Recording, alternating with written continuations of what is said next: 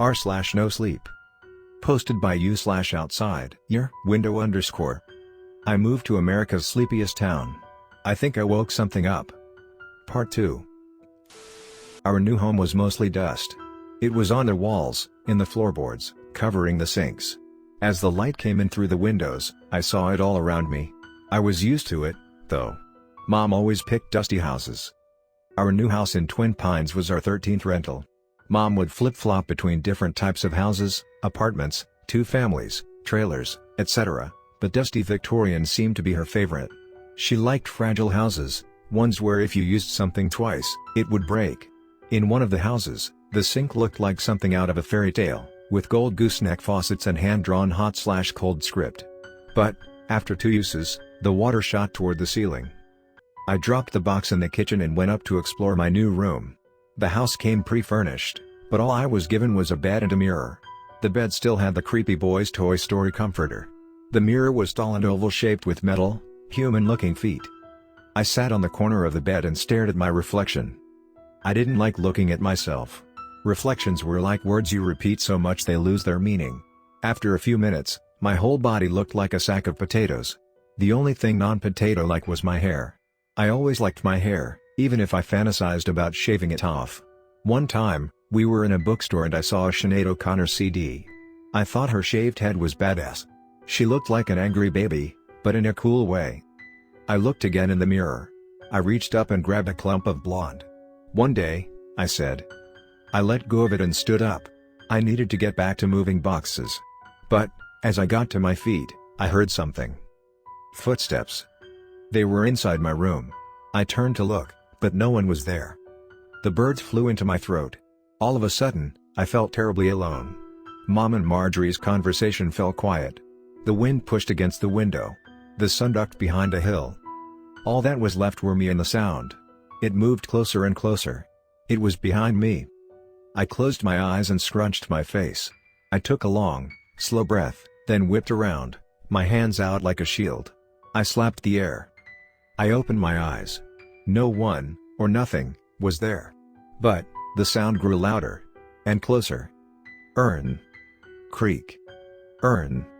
Creak. Hello? I said. My mouth was a sandbox. I put my hand on my chest. My heart was going crazy. Calm down, Emma. Breathe. Remember what that doctor told you? If you panic, you just need to breathe. Each breath felt like licking sandpaper. The footsteps came closer. Dust kicked up into clouds. Earn. Creak. It was a few feet away now. Then, closer. Then inches. I wanted to throw up, or scream, or cry. All of a sudden, the house felt huge. There were shadows holding shadows holding shadows. I was in dark water. How many rooms were here? 2? 3? 10? 100? How many floors? Mom had never said. It was the biggest house we'd ever lived in. I wasn't safe. I didn't know what I wasn't safe from, but I knew I was in danger. I looked down. The sound stopped right in front of my green slippers. It lingered there. I felt it breathe on my ankles. It was warm and wet. Please, I whispered. Don't hurt me. There was a long pause. The sound didn't move. An icky feeling ran up my arms. It was like 1,000 fingertips. I took a step back. I moved my right foot. The sound didn't attack. I lifted my left. Then. Slash. The pain flew up my leg. I screamed and jumped back, landing hard on my butt. I crawled backward, desperate to move as far away as I could from that thing. I kicked. I swung. I spit. All of my nerves fired at once. Get away from me. I looked down at my ankle. Dark blood fell in lightning bolts down to my toes. My skin pulsed. There were 3 cuts. They weren't deep, but it didn't matter. I'd never been hurt by the air before. I felt naked. It could be behind me, above me, below me, crawling through my suitcase, tangled in my hair, hiding under the bed. I was surrounded, but, at the same time, totally alone. I slid into the corner and curled into a ball. My eyes welled. I couldn't stop it. I felt it all at once. The new town. The new house. The new neighbors. The thing, whatever it was. The pain in my foot. I slapped myself in the head. Why did I have to do such a stupid thing? I could be back in my old school, ignoring my teachers and eating lunch alone like a normal kid. After a few minutes, my ankle stopped bleeding. I stood up and checked myself for more wounds. I was unscathed, but my hands wouldn't stop shaking. I held my breath and listened for more footsteps. They were gone. The thing was gone. All I heard was Mom and Marjorie's small talk. The dogs were still barking. I wiped away my tears with the Toy Story comforter. I let the blood dry on my foot. Maybe Mom would see and ask me about it. As I reached the top of the staircase, I hooked the sides of my mouth and pulled my face into a smile. Then, I walked downstairs to finish unpacking. After a few hours of unpacking, Mom heated up 2 TV dinners and we watched Flubber. When the movie ended, Mom announced it was bedtime. The sun was still up, but I didn't mind. Sleep would do me good. Maybe that thing was just an exhaustion-induced hallucination. As Mom washed off our plastic trays, I watched her from the doorway of our new kitchen. I contemplated telling her about my ankle. It's not like it was some sort of secret. If she looked at me, she'd see it. My foot was caked in blood. But, she didn't look at me. She only looked at me when she had to. Instead, she hummed a gospel song and scrubbed like the marinara was devil's blood. So, I grabbed a glass of water, walked upstairs, and collapsed onto the bed. I dug my face into the Toy Story comforter. It smelled like a home. Not quite my home, but someone's home, and that was enough to relax me. My shoulders melted. My eyelids grew heavy. My breathing slowed. Outside, I heard the distant hum of thunder. A summer storm was on its way. Darkness came in waves as the thunder moved closer. I knew sleep was coming. I felt so relaxed, eerily relaxed. I hadn't been this relaxed since I was a little kid, before the incident, or the incidents pre-incident, or the incident before that. There were too many to count. I just settled on the fact that I was cursed. But, at this moment, I was at peace. Unfortunately, it didn't last long. Someone knocked on the door. "Emma?" It was a familiar voice. "Come in," I said. The door opened and Mom appeared. Her hair was brushed and she was wearing her flowing, white nightgown. Normally, that meant she wasn't leaving her room for the night. She never came out to see me like this. She sat on the edge of my bed. "I was doing some reflecting," she said, "and I just want you to know that all strength comes from God. Give Him your time, and you will receive His strength." I nodded, like I always did. I'd heard this one before. But, as she rambled, something felt different. She smiled, rubbed my arm, and spoke in a soft whisper. It was like someone took my mom and smoothed the edges. I remembered a version of her like this, before Dad left. She would bake pies and sing Motown songs and wear sundresses. But, I hadn't seen that mom in a long time.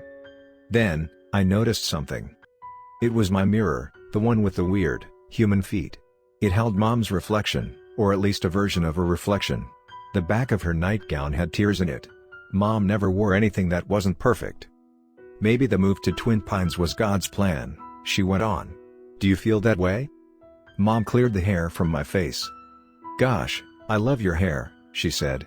"So blonde and beautiful. Like an angel." I tried to look her in the eyes, but I couldn't. The mirror kept drawing me in. The mom in the reflection was also leaning over me in bed. But, slowly, she turned her face back toward the mirror. I looked at the real mom. Her head wasn't moving. Mirror mom kept going through. Her chin crossed her shoulder. She twisted like an owl. I could see a sliver of face, then half, then all of it. Her head was turned completely around. I looked at her eyes. A shiver crawled down my neck. I looked away. I was getting that feeling again, that flutter of panic, that scattering of birds. I tried to breathe. I tried to collect myself. I turned to look out the window. Outside, dark clouds moved over the hills. Rain fell slow at first, then faster and faster until it was pounding on the windows. Wind shoved the walls. I heard the house's frame shift. I'd been in old houses before, but none this old. One more gust and the whole thing could fall over. The more I thought about it, the stranger it seemed that Mom was here. Whenever there was a storm, Mom locked herself in her room and blasted her Jesus tapes. She said rain made her think of all the evils in the world. I looked back at the real Mom. "Do you hear me, little angel?" Mom asked. "Yes." "So answer." "Answer? Answer my question. What was your? Do you feel moving to Twin Pines was God's plan?" "Oh," I said. Her face moved closer to mine. "When did her teeth get so white?" Yes, I do. So you never want to leave here? She kept running her hands through my hair. Her fingertips were freezing. I looked at the mirror Mom. She wasn't smiling. She had a hard stare, her eyes as bright as the moon. She didn't blink. I keep watching. Blink. Please blink. Mom, please. But, she never did. Her face was a statue. Is this a dream? I asked the real Mom. She didn't answer. My sweet angel tried to go back to heaven, she whispered. I pinched my thighs. I felt the pain. It was real. I was awake. I tried to sit up, but Mom pushed me back down. Where are you going? She asked. Her smile kept growing, closer and closer to her ears. I looked over at mirror Mom.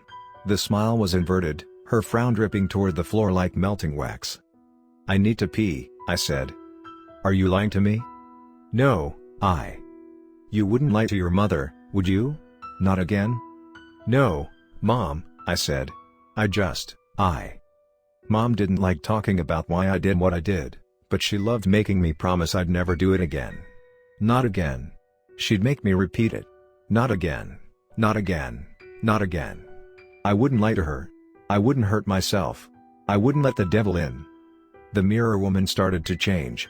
She raised her arms then flipped them behind her, looking like one of the Barbies I used to torture. As she stood up, she walked closer to the mirror, lifting her backward hands and bringing them to her backward face. She grabbed 2 fistfuls of hair. I wanted to warn the real Mom, but I couldn't speak.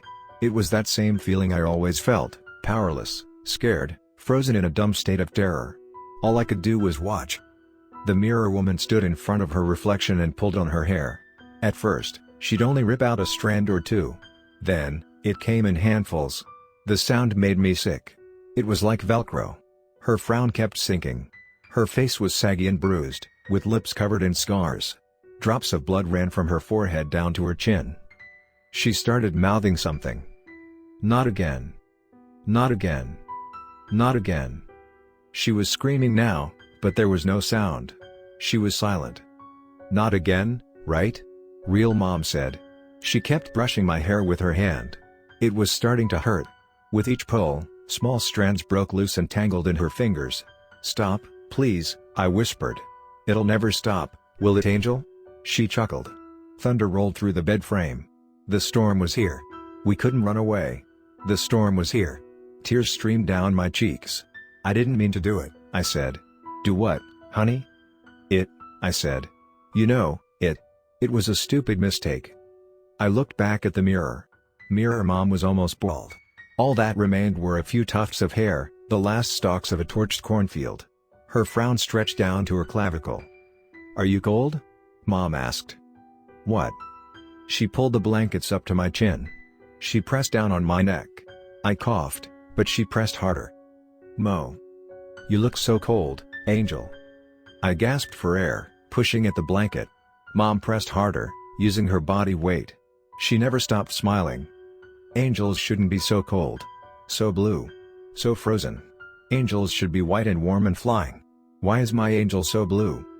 The thunder roared every few seconds, bam, boom, crash. Mirror Mom dropped to her knees. She ran her hands across her bald head. She mouthed those same horrible words, the words Mom worked into her prayers loud enough so I would hear, the words she made me promise whenever I had a bad day or cried or didn't laugh during the funny part in the movie. My breaths came few and far between. The room went black. I saw stars. I kicked and pushed and squirmed, but I only sank deeper, and deeper, and deeper, and crash. A flash of lightning filled the room. It sounded like our house was hit. It was the loudest crash I'd ever heard, like a car coming through my window. The pressure left my neck. I gulped fresh air and pounced forward. Stop, I yelled. I looked up at Mom, but she was gone. The room was quiet. All that was left was the sound of rain. I looked at the mirror, but it was empty too. I was alone. It was a nightmare. I wiped the sweat off my forehead and reached down to grab my glass of water. It had a thin layer of dust on it, but I didn't care. I was medically thirsty. As I drank, I placed my hand on my heart. It was galloping. How much could a heart really take? It was going to explode if I kept up with these nightmares and ghosts. I looked at myself in the mirror. I was still intact. My head was not popped off. My hair was not torn to shreds. My mouth was not contorted in a horrific smile or frown. I was okay. I finished the water and put the empty glass on the ground. I went to lay back down, but I noticed something. My reflection was disappearing. A cloud of darkness came over it. It climbed around the edges of the mirror like black ink, swallowing me in its pulses. It kept eating me until the mirror was an oil spill, nothing but black. Then, like the first stars of night, 2 yellow dots appeared. They were towards the bottom of the mirror, right at ankle height. The darkness fled from the top down to the yellow circles. Black dots appeared in their centers. They were eyes. 2 yellow eyes. Black ink circled around them in the vague shape of a head. The face disappeared below the mirror's rim. Then, I heard it. Earn. Creak. Earn. Creak. It was moving toward me,